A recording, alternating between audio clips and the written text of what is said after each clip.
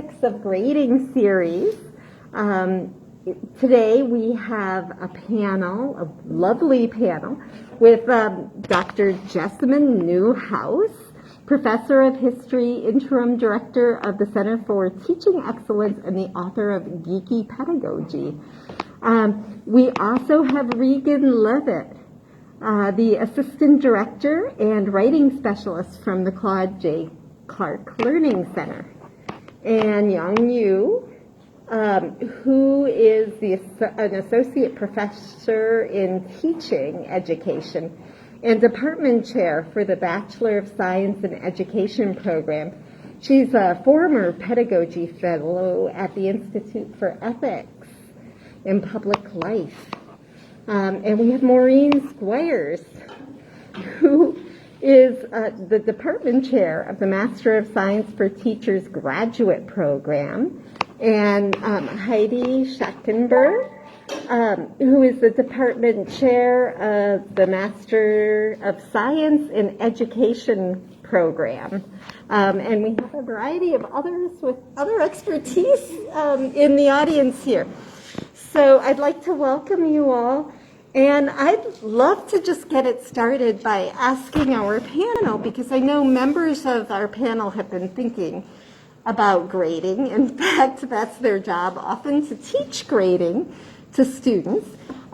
So I'm wondering if you could just get us started by talking about some of the different levels on which you think about ethics in grading, and you think that teachers need to think about it. And maybe we'll go through and we'll start with Jessamyn and move around the room. Thank you. Thank you, everybody, for being here, and thank you, Michelle, for the invite. Our first ethical and professional obligation as educators is helping students learn how to do things better. Increase their skills, increase their knowledge, increase their ability. So when it comes to the ethics of grading, we should be asking, in what ways do traditional grading systems enable us to effectively fulfill this obligation? And conversely, in what ways do traditional grading systems interfere with fulfilling this obligation? And I'm going to share just two quick examples, and these are based on research that's been around a long time and emerging research. I'm going to share two examples of how grading can interfere with our obligation to help students learn. So first, grades are an external, not intrinsic motivator. In other words, all too often, the grade, not the increased skill and knowledge, becomes a student's goal. And this undermines the student's ability to stay motivated and, moreover, to take what they've learned out into the world after the class. So I know I've said it, I've heard other instructors say, students don't seem to remember what they learned last semester in their last class. But grades encourage that mindset, because once you have the grade, you're done. That's the first one. The second issue is that grades can encourage passivity and disempowerment in our learners. It's all too easy, for some good reasons, for students to see grades as coming from outside them. Outside them, you could say, well, it's based on what they do, but grades are, in fact, imposed on from an outside force. And if we want students to take responsibility for their learning and to become empowered agents in their own academic success, if we want them to identify the bigger meaning and relevance of what they're learning, grades can stand in that way. It's really hard to do that if you feel like the most important part of the class, the grade, is ultimately not yours to give. So there's a lot of other ethical questions about grading that I know we'll be discussing in the upcoming Ethics Institute events, and probably my co-panelists are going to address. Just for instance, equity gaps are a huge issue. We all need to be examining that, including how implicit bias and racialized and gendered expectations and assumptions about academic knowledge and expertise, how that can impact grading practices. But the point I want to emphasize just right now is that instructors have an ethical obligation to help students increase their knowledge and abilities.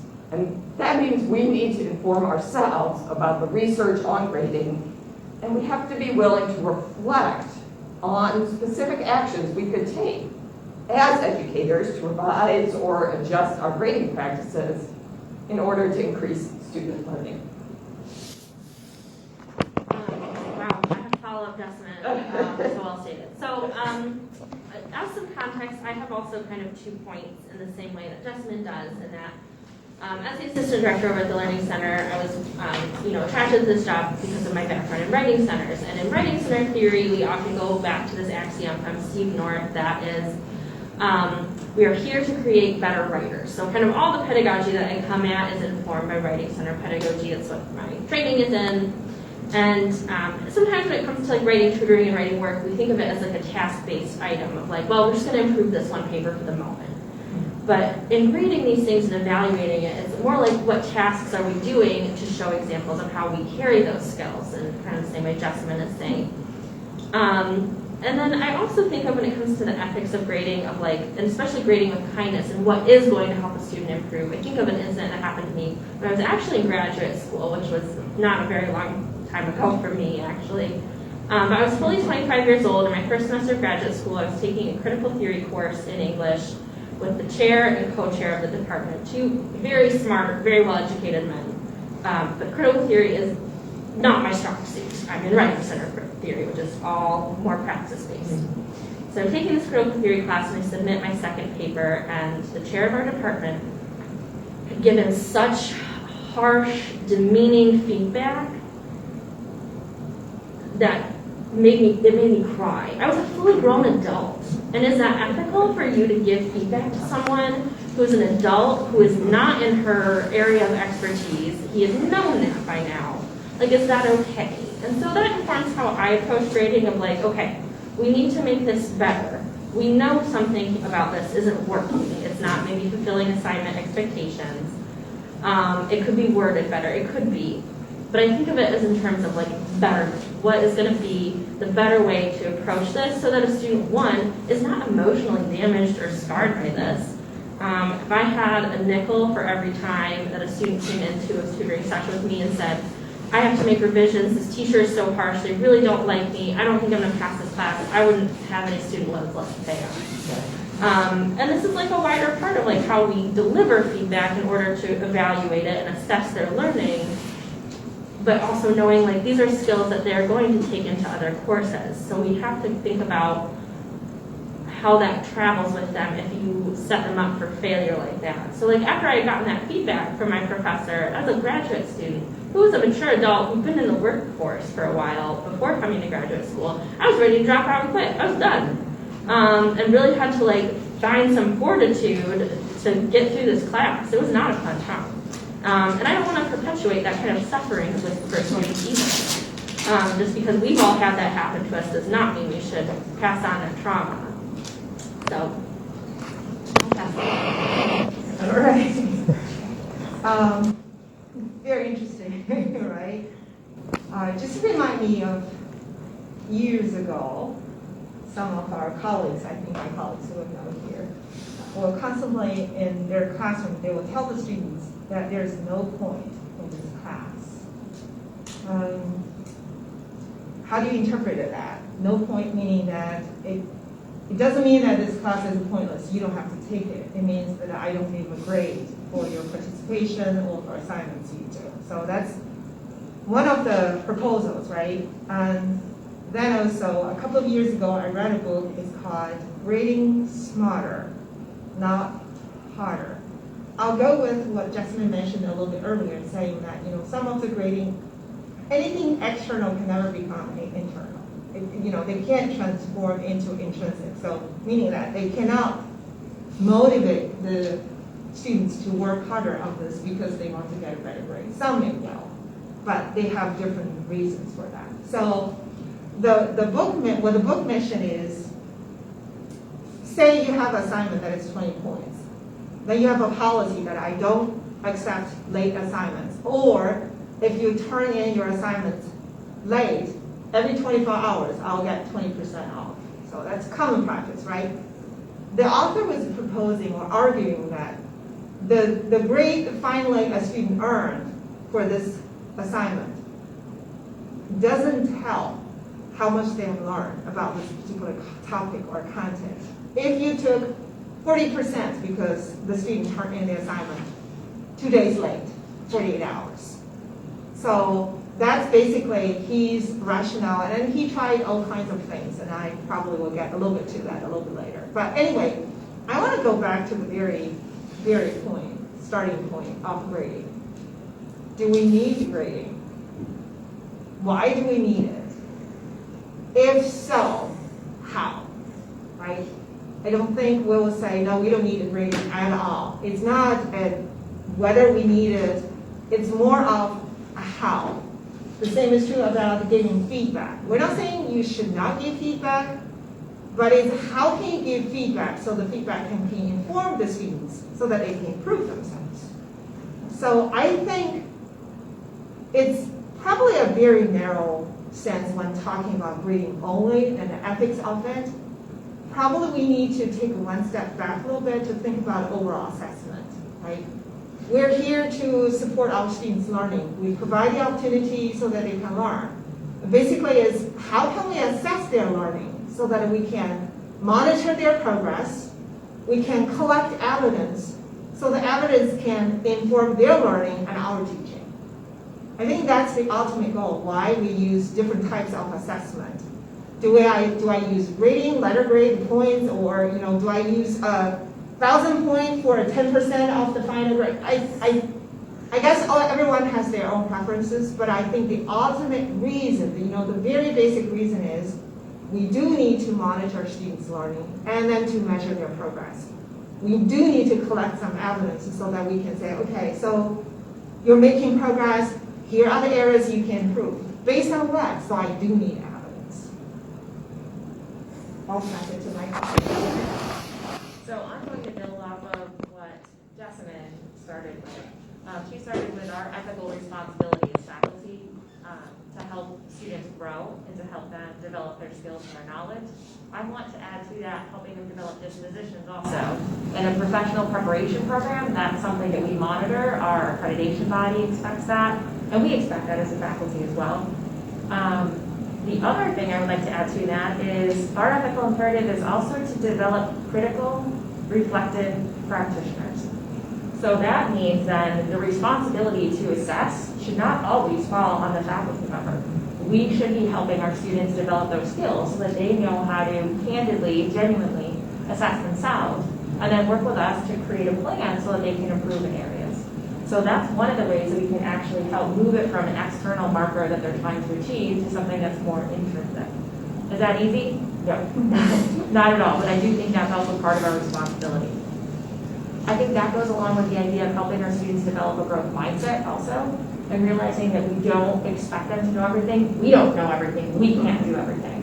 But if we're open to that idea that we're unfinished and we're going to continue on this path, then that will help us in that direction. And to comment on the importance of the way we're giving feedback, one of the things I talk about with my students are the 3 R's, not the 3 R's from 100 years ago, but the 3 R's of rigor, relationship, and relevance. So we can hold students accountable, they can hold themselves accountable. And what helps in that is if we have built a relationship, so if we know what their strengths are, if we know what they're struggling with, and then if we help them see the relevance. And one of the ways we can do that is actually by giving them choice. So we can hold them to a certain level again, but they don't necessarily have to use the exact same assignment or the exact same product to demonstrate that ability. So those are some of the things that I wanted to touch on. I have a lot more detail. This topic is very interesting to me, but I will leave it there. Thanks, Maureen and Paul. I think I'm going to build off of what Maureen said and go rogue a little bit. For me, the idea of grading and assessment in general is really the end game. And the end game is for students to become adults who can accurately and effectively self-assess, right? Do any of us remember what we got on our 10th grade English paper? Do any of us remember what we got on a quiz in Math 101 in college? No, right? It's, the game of students trying to attain a marker that you set, rather than looking at this assignment, this skill, this knowledge, and saying, how can I learn this in the best possible way? We inherit college students from a school system that doesn't help students do that. I mean, students, I hear it all the time, I failed that test. Really, what'd you get? A 73. Well, 73 isn't failing. The 73 means you did okay. Now, I'm not going to be sunny and tell you did excellent, because you didn't, but you knew more than you didn't know. And if that's not okay for you, we need to think about where you want to go from that. Don't reach to my marker, because my marker doesn't matter. My 10th grade English teacher's marker doesn't matter in my life right now. My Math 101 teacher from SUNY Plattsburgh, their marker doesn't matter in my life right now. What matters in my life right now is me taking my own professional practice and looking and being honest and saying, where am I not performing where I need to be? So having a hard look and saying, I'm not doing well. And owning that, but not as a punishment. And that's the other piece I think we miss with the grading process, that learning is a process and failure is inherent in that. And we attach failure to a numeric that they carry with them like a tattoo. And it's horrible, because you do. Babies trip when they learn to walk. It's okay, You don't learn the concept the first time you teach it and the first time you give a quiz on it. That's okay, but then we slam a D or an E on it, So there's a marker of not just you're in the process of learning, but you're in the process of learning. But right now, you failed, right? So we give these counterproductive and conflicting messages with grading that don't work, right? They don't work because students don't look at our feedback. We spend hours, right, writing on things, hours trying to help them deepen their knowledge and really pull apart and self-assess. They see an 82, game over. Well, and there's research that supports that. When students are given narrative feedback, a rubric, or a score, whether it's a letter or a number, they go to the letter or number, and they don't look at the rubric, they don't pick that apart, they don't look at the narrative feedback, which just reinforces what's already been said there.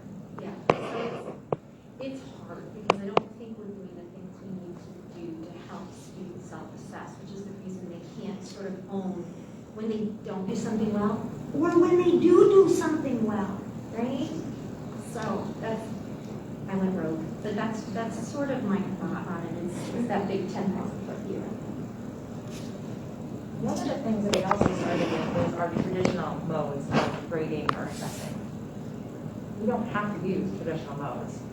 When I was a public high school teacher 20-some years ago, the principal at that point was actually pushing mastery-based learning and competency-based learning. The faculty was not there philosophically yet. They definitely made strides in that direction, but that's a very different approach. So that does not mean that you simply get one single grade and then you put that aside and you move on. Instead, you're looking at a certain level that students are supposed to be able to achieve, and you're helping them get to that level. They have multiple opportunities to get to that point, and once they get to that point, then they move on to the next level, with the idea that you want a strong foundation, because then you keep building on that. And if you were to just keep passing students along or not giving concrete, specific feedback, then they're not going to be able to improve.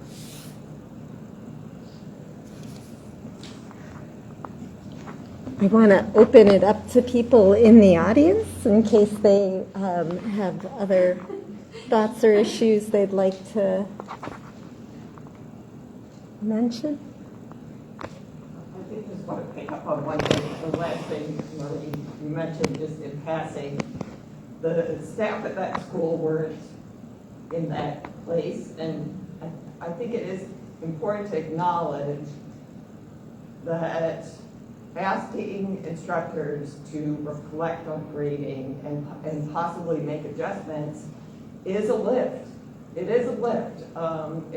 It might mean some course redesign. And it might mean some critical self-reflection, and that can be difficult. And it can be especially difficult when we're just trying to get day to day during a pandemic. So while I strongly encourage and in fact say it's a necessity for instructors to be reflecting on these questions, it's not easy. It's not as simple as a little tweak, a little tip. No, no, no, no. This is a big, it's a big lift. It's a heavy lift. So I guess if there are no questions or comments, I was just going to comment that I taught at a different institution, and I taught in 3 programs of that institution. And one of the programs was a master's of teaching, and they did ungraded work. It was either you met expectation in the course or you didn't meet. And oh my gosh, I felt like it was such a burden that I lifted off of me. I could tell students, give them feedback about things that they did really amazing on and outstanding. This was like exceeds expectations. And then I could really pinpoint where they needed to improve to be able to meet expectations. And I just feel like it really did lift the weight in terms of grading and feeling like we can decenter the conversation around a letter grade, or in their case, it was a different country, it was high distinction. So I think there's a lot of merit there in terms of that process and benefit for both the student and the faculty member. Yes, that is why I feel comfortable advocating that instructors maybe take this up and reflect on this, because ultimately it saves you so much emotional labor. And students read the feedback, and you don't spend all your time haggling or policing students, but instead doing what you started and fell in love with, which was talk about this subject that you love so much and help other people learn how to use it. So ultimately, it is not just a benefit, but like you said, like a relief. Like it frees up people, reduces labor, makes your assessment actually read. It's more like a friend of mine said, it's more like a conversation and not like the sheriff in town. John? Yeah, I can definitely verify what you were saying. I got both my undergrad and graduate degrees at Empire State College, and I don't know what they're like now, but at the time, you had to ask for a grade, and most people would only ask for a grade if they were getting tuition assistance from their employer, and their employer insisted on it.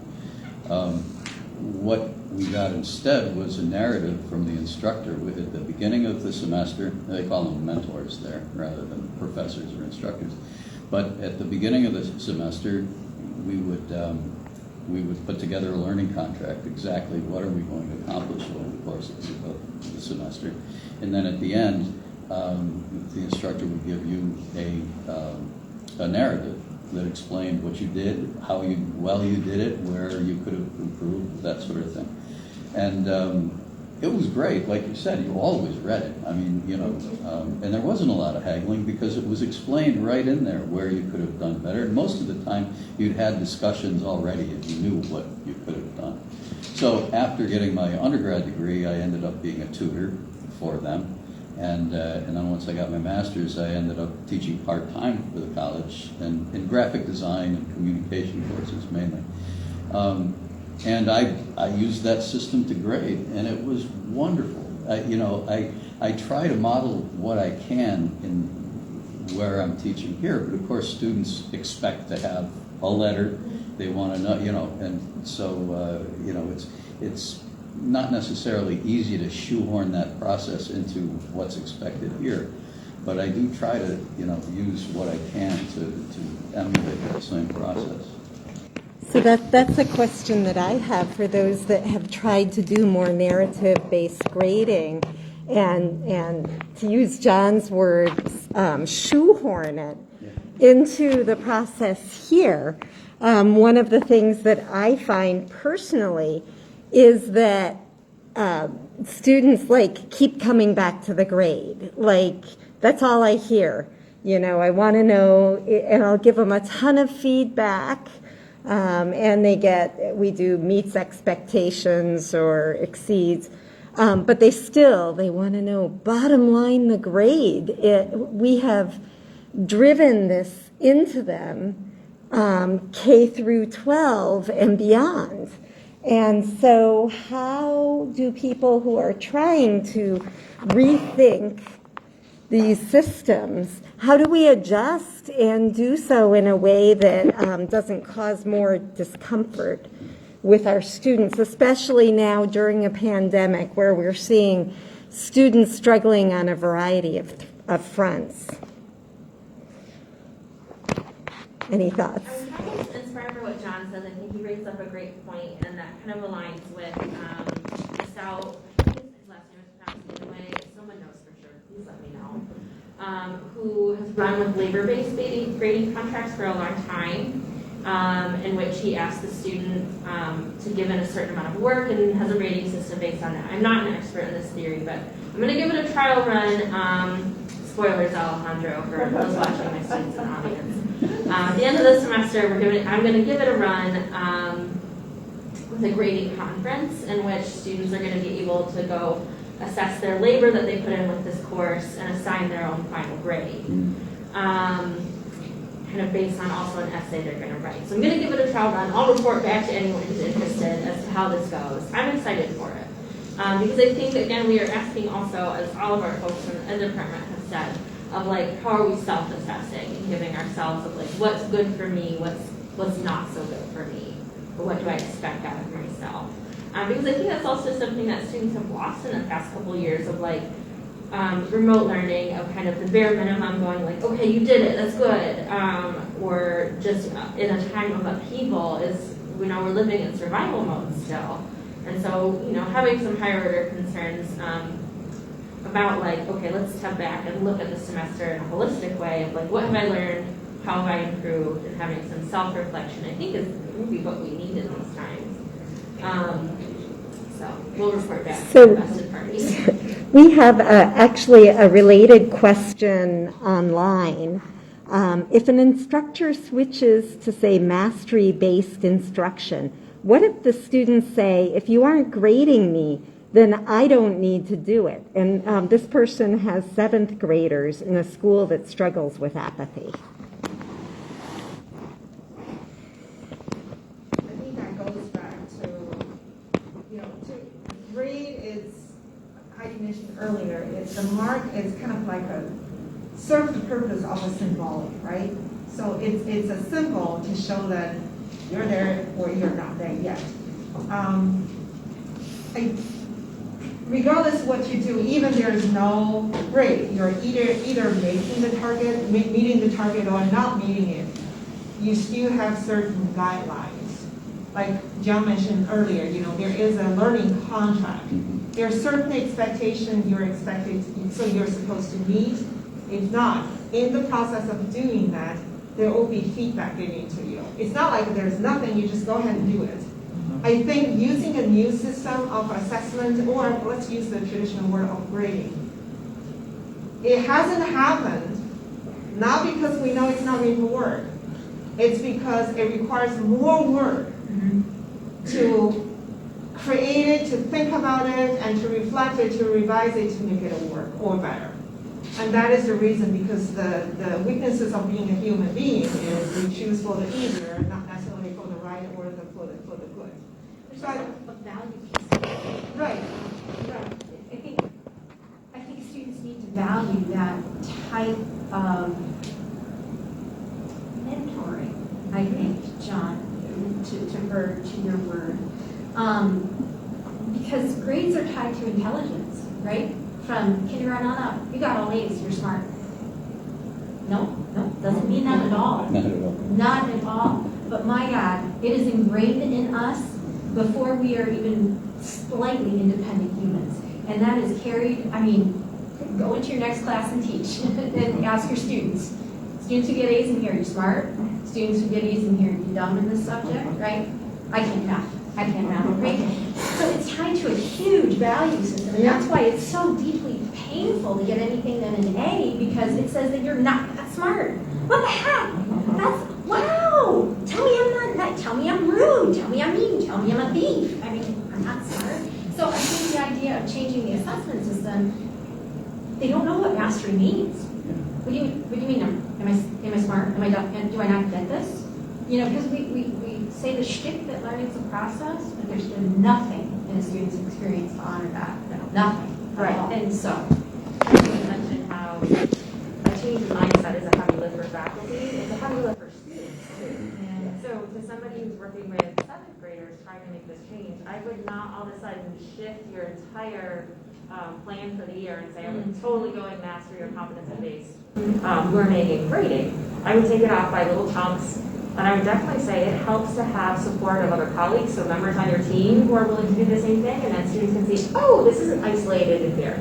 And that's something we do well in education. So if we're trying an initiative, usually it's not just in one class. Usually it's with multiple instructors so that students are seeing that this is across the board. That's something else, and I think it does take also advocacy on multiple levels. So it takes Board of Education to say, we don't like what we're putting our students through. Let's try to make a change. It takes teacher unions to say that. It takes higher ed to say that also, so that we can really make a movement here to get a shift. Now there has been movement in alternative schools, and I use that phrase very carefully. Alternative education does not mean schools for bad kids. When I use that term alternative, I just mean it's different than the traditional. There's one model called the Big Picture School, and this has been around 30, maybe even longer years at this point. But the whole idea is you don't have a teacher, you have a mentor. The plan is individually designed with input not only of the student, but the family. So the family is also integrated in this process, and we're talking about something that happens at the middle school and high school level when I'm referring to this particular model. And they don't necessarily have pen and paper tests or computer tests or anything like that. It's project-based learning, so the student identifies what their goals are. They're giving guidance though, so it's not just something random, not something unattainable, or not something that's not challenging either. And then giving guidance along the way. I actually did my dissertation in one of these schools, and it's not easy to start. It takes so much effort to get that philosophical shift from all members. But where I did my dissertation, it's still up and going. It's now thriving. It's now becoming part of how they function at that school. The other piece of advice I would give this person, first of all, doing God's work, teaching seventh graders,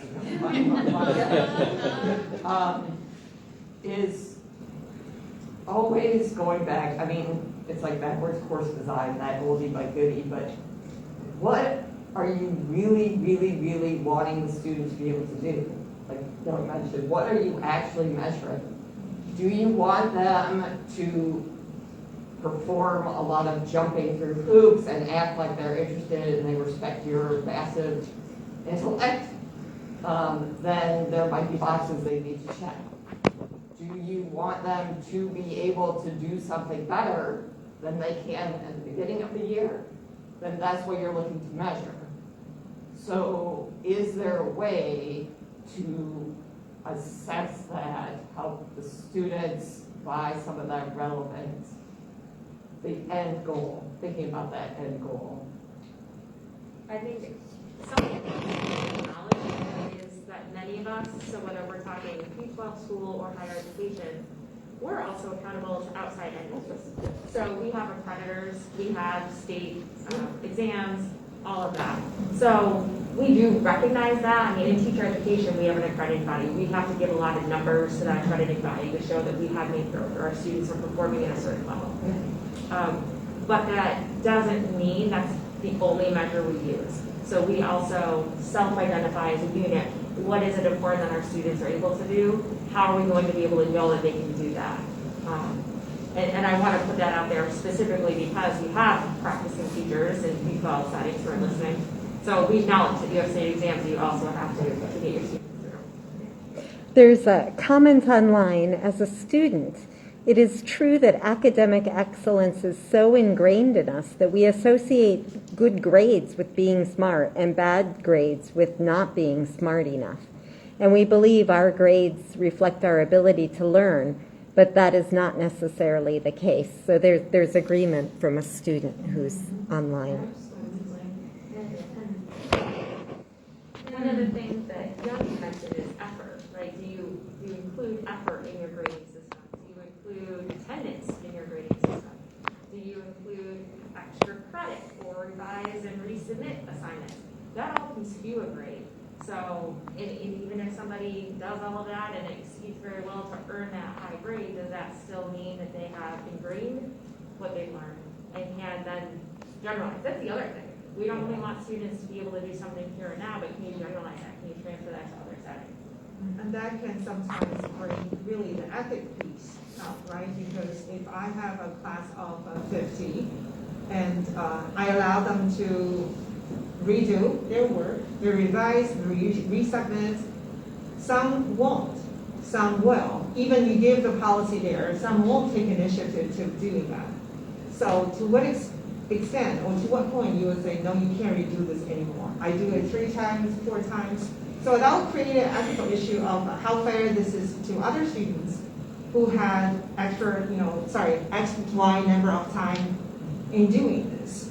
I think it is, just going back to what Maureen mentioned earlier, we are in the whole system.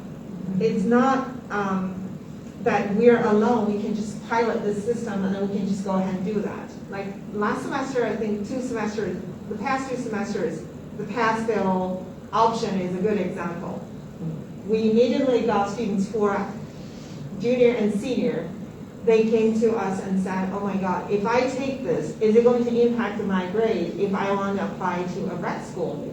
Because a grad school will hold you a certain, you have to have certain GPA in order to apply to grad school. If we don't have a grade, all students graduated from our program will just be meeting the target, you're not meeting the target. And then how are we to show to other institutions in the system that the students we have prepared, where are they? So I think it's complicated. It's not an easy piece. It doesn't say that we shouldn't try. I am a big fan of not relying on one grade. Rely on number, but also personal stories. Meaning that you observe, you get the true stories of a real human being in your class and get a narrative so that they can inform you, and you should share that with the students. I think students should learn that as well. We work with candidates, teacher candidates, and our branch campus also have a leadership program. Well, of all the skills, our graduates, we call them program completers, assessment is probably the weakest. Well, together with math. Yeah. It's a hard thing. It's an incredibly humble process, right? Because you're looking at your own weaknesses and you're determining how to make whatever that is better. We see a student in class who just cannot hear that their writing is not what it should be and can't for the life of them fathom how to make it better because there's this ABC 190, 80 attached to it, yet that same student will hit the basketball court and throw 3-pointers until they get it hours and hours and hours of missing and missing and missing and missing and doing it wrong and doing it wrong. But yet, coach passes by, their buddy passes by. Help, what, is my stance wrong? My hands, what am I doing? Why is the angle wrong? Completely willing to humble themselves because that 3-pointer is deeply important to them. Yet, in our room, nope. You're gonna put that letter thing on there and I don't want you to tell me that I can't express myself in writing. It's so counter-effective. And I don't know how to break it. If I had the answers, I'd clean the world. I'd still be a class. You have a lot of opportunities to shop with no consequences because you're practicing. Correct. So our classrooms have to offer that opportunity as well. You play the game, it's a tiny little portion. Most of your semester is practicing. Mm-hmm. Most of your season is practicing. So that's public school's ingrained. I teach it, you learn it. I test it, you pass it. Yeah. That's not learning. So there's another comment online here. I find that my goals with my 7th graders are to get them good at taking the test. But running underneath that is wanting to get them better at their skills.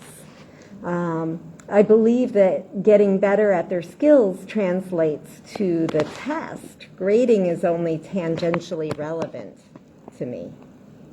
Testing is a particular sport. It really, really is, and, the literature runs deep and supports that. And we taught our students the same thing here, that there's a particular genre to test taking. So here's what it is. We will teach you how to be comfortable, how to be confident in that particular format. That's not the only thing that exists. It reminds me when I was teaching middle school English. A lot of times you teach students the 5-paragraph essay. Okay, that might be one format, but that's one format of hundreds of formats that we can use. And it's important to know that one. It's important to know when to use it, why to use it. But then we need to also explicitly teach students when to use others, why to use others, and give them practice. And I think it's really hard when you're teaching students at the younger grades, too, because you know that they're going to face those tests, right? And so it's easy to focus on them and to want to focus on them because that is going to be a measure for students. I think that goes back to what Jessamyn mentioned earlier. So many of us, particularly in the past 2 years, we're living on a survival model, right? And that's what we need to do a lot of times. Prepare students to take the test and pass the test. It's the only thing we do at the cost of real learning. Right? I know very clearly this is the learning outcome of this unit or of this month, but then they also need to pass that test or quizzes or whatever. It's a lot of times that but is driving what we're doing. And we sometimes, or a lot of times, we can't afford to pause and say, okay, let's think about this and what can I do? I always say, once the semester starts, you kind of like when you step on a treadmill. What you can do is you just keep going. Once they stop, it's the end of the semester. You will think about, okay, we're going to do that once again next semester. So that's how it happens in life. I think collaboration with like-minded colleagues, start this when you have this mind. It's really very important. Go ahead and get started. Even if it's a small thing, like try that whatever project you want to do and see what is going to happen. It may not work, it may work well. Then you can start to build your own assessment process or your own assessment plan. That's what we do. The language we use. What is your plan? How do you know the students will learn if this is the learning outcome? What evidence do you need? Then how can you get there? It actually doesn't matter. One of my professors, when I was years ago in my doctorate program, he would say, it doesn't matter if it is a letter grade, if it is a 1 to 5 Likert scale, if it is 100%, or it's apples and bananas and orange.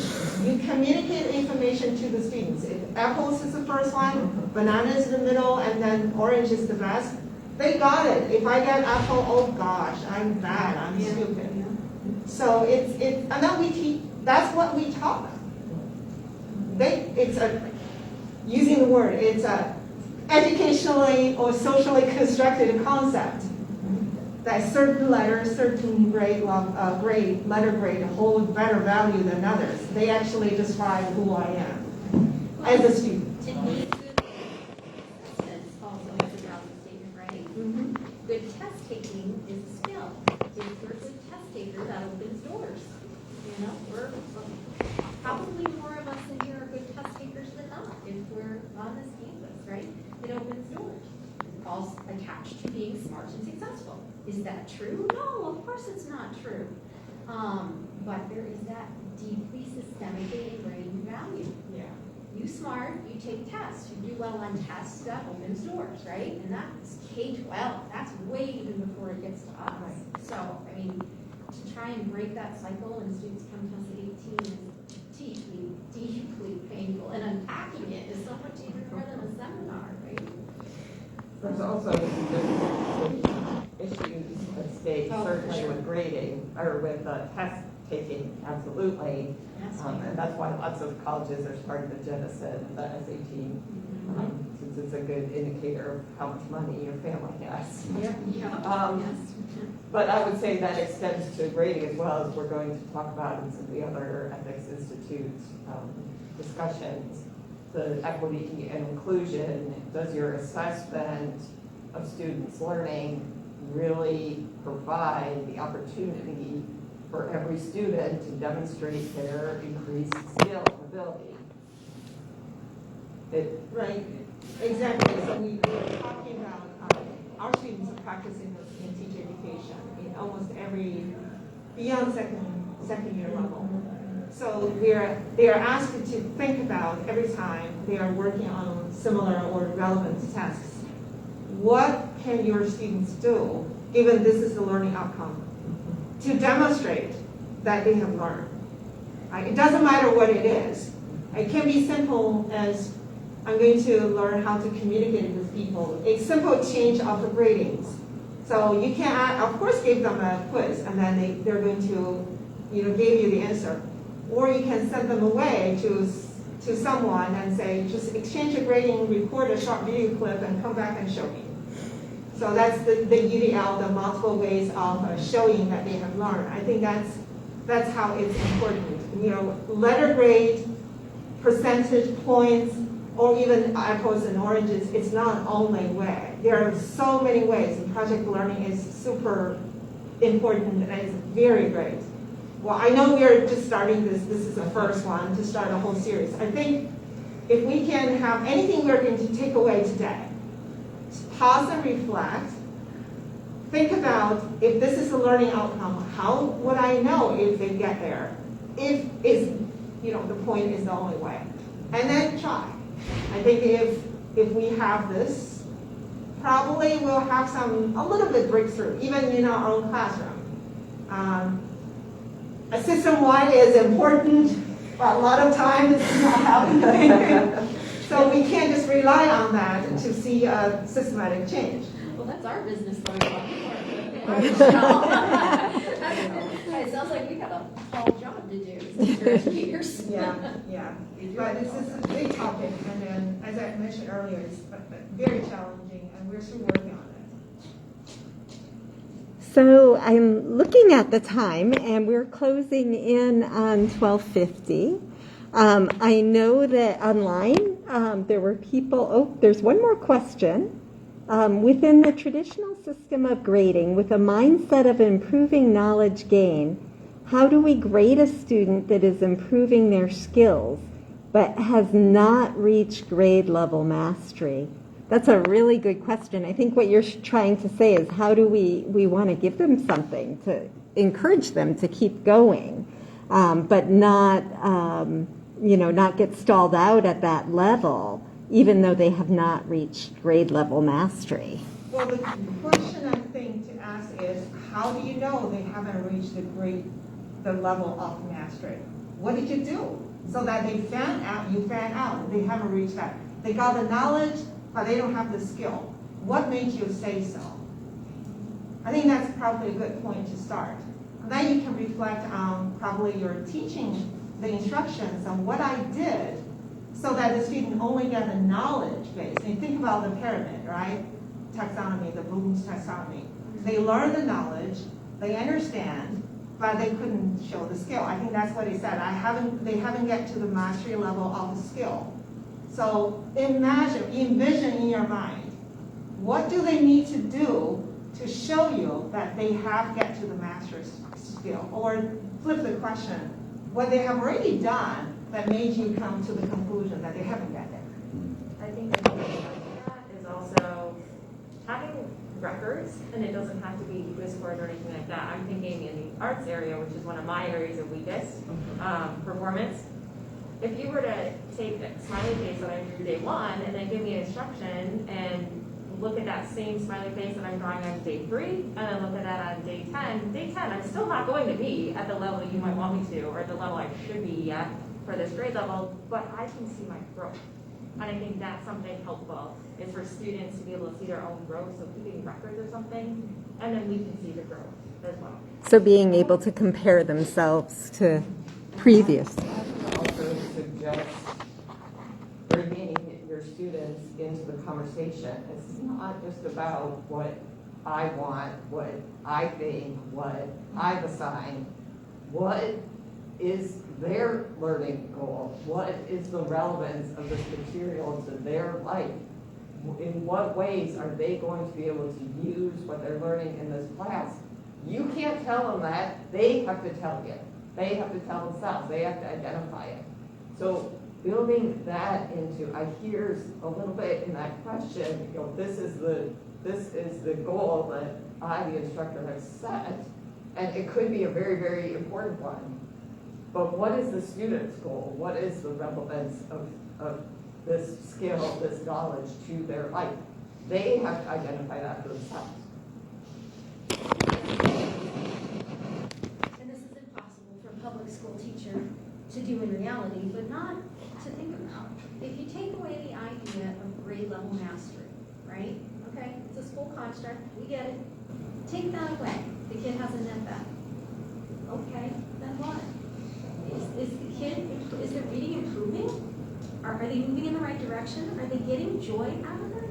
Is everything else working in their favor? And then maybe there's a way to think about the fact that maybe they're not reading as well as a first grader should. Okay, but they're reading and they're improving and they're continuing to do it and they love it. Is there a way to work within this big behemoth of a system of education, but yet take this person who is really doing all the right things and telling him, you're not bad. Just because everybody else is here. You know, learning isn't the race where everybody goes like it is. Learning is like grief, right? Right? And yet we pigeonhole, everybody has to be here. So it's not realistic to say that, because I get that it's a system, but in a range, if we can just take that away, maybe there's a way to think about that little human, you know, maybe they're 17, you know, and say, are they doing the right things?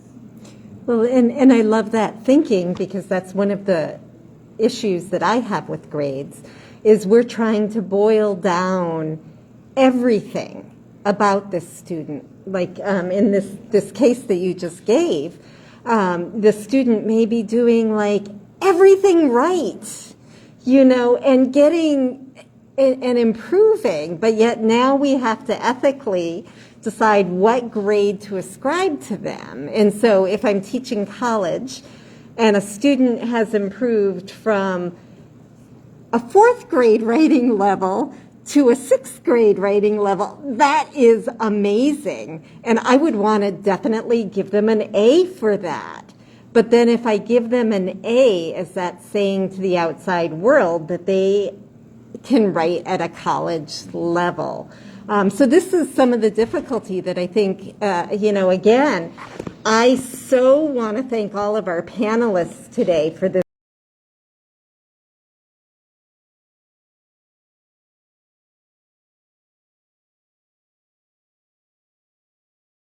really great discussion.